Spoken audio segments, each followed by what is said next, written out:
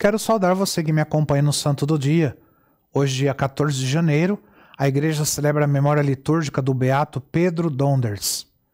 Pedro Donders nasceu em 27 de outubro de 1809 no sul da Holanda. Seus pais, Arnoldo e Petronila, tiveram 2 filhos que sobreviveram à mortalidade infantil da época. Pedro era o mais velho e muito doente. Martino era o caçula e deficiente. Pedro tinha 6 anos de idade quando sua mãe morreu, e diante dessa circunstância, ele precisou deixar os estudos para ajudar seu pai, já muito idoso, na renda familiar.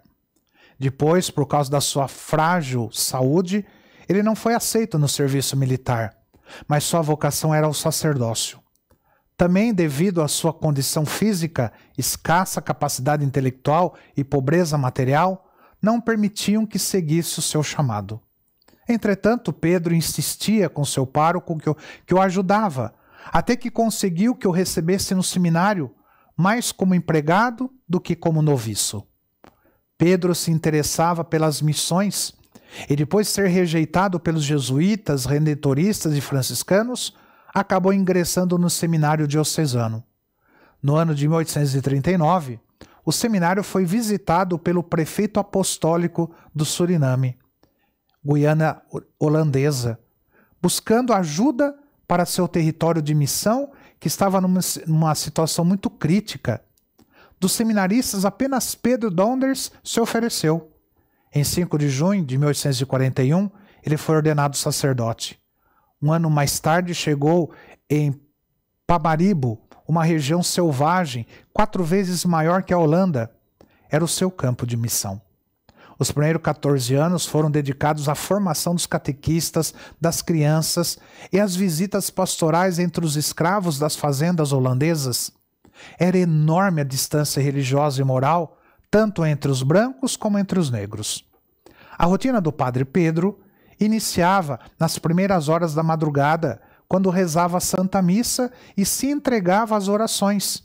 Depois saía para visitar as famílias.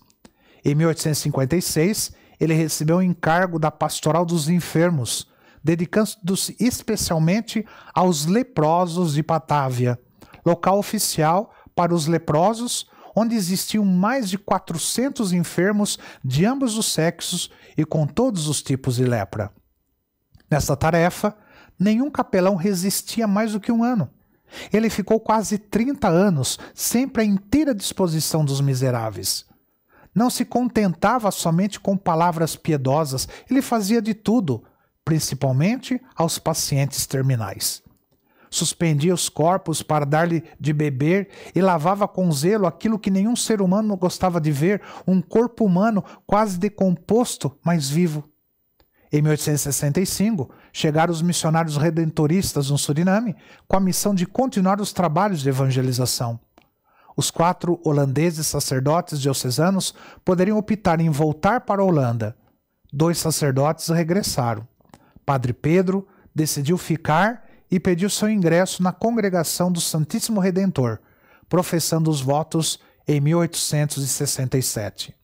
No final do ano de 1886, pela última vez, Padre Pedro visitou todos os seus enfermos, atendeu às confissões de todos e lhes deu a Santa Comunhão.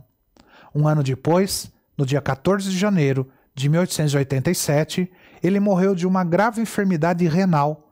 Santamente terminou sua vida e apostolado de oração e trabalho contínuo e de muitos sofrimentos.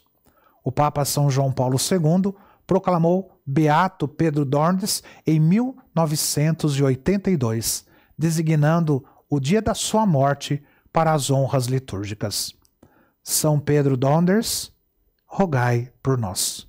Que o Senhor te abençoe, em nome do Pai, do Filho e do Espírito Santo. Amém.